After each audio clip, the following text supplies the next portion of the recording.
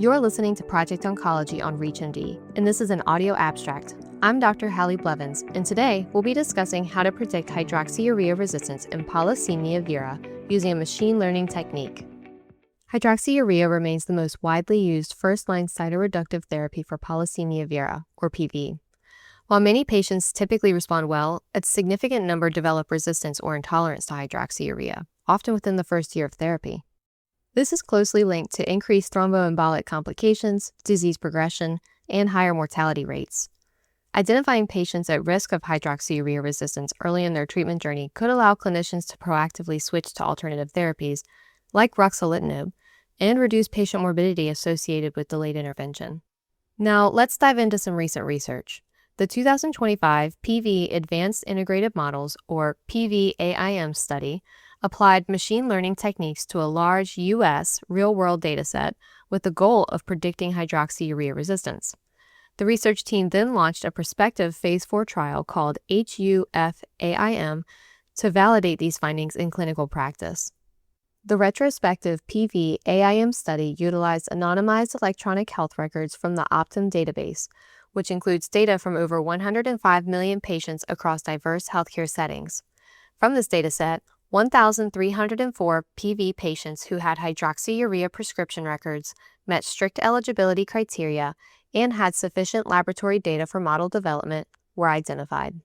The researchers split patients into two groups: 733 who developed hydroxyurea resistance based on adapted European Leukemia Net, or ELN, criteria, and 571 who did not show hydroxyurea resistance. The team developed a random forest machine learning model trained using 80% of the data and validated on the remaining 20%. Performance was measured by area under the receiver operating characteristic curve, or ROC-AUC, which reached 0.71 and indicates a moderate predictive accuracy.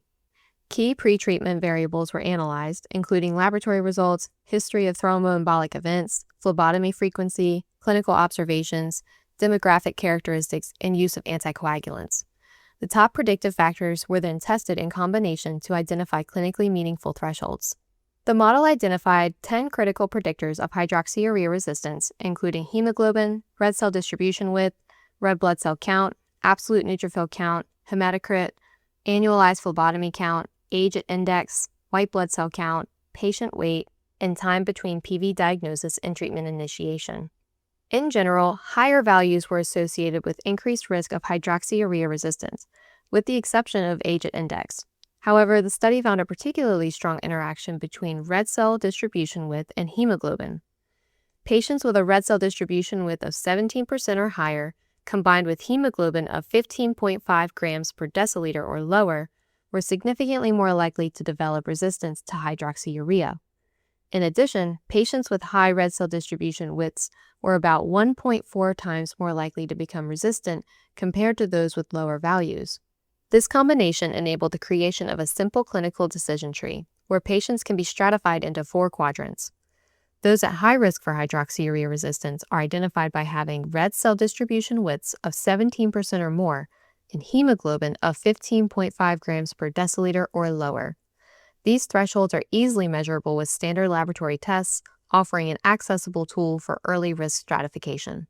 Further analysis revealed that patients with higher red cell distribution width had elevated white blood cell counts, neutrophil counts, and platelets. Patients also had higher neutrophil to lymphocyte ratios, which indicates systemic inflammation. To confirm these findings, researchers initiated the study HUF-AIM, which is an open-label, single-arm, Phase 4 clinical trial. The study aims to enroll 300 newly diagnosed hydroxyurea-naive PV patients, focusing on those who meet the red cell distribution width and hemoglobin predictive criteria. With these results in mind, early identification of hydroxyurea resistance could support timely transition to alternative therapies and reduce the likelihood of thromboembolic events and disease progression. With simple, widely available lab markers such as red cell distribution width and hemoglobin, clinicians may be equipped to make more proactive, informed decisions to improve patient outcomes and long-term disease control. This has been an audio abstract for Project Oncology. I'm Dr. Hallie Blevins. To access this and other episodes in our series, visit Project Oncology on ReachMD.com, where you can be part of the knowledge. Thanks for listening.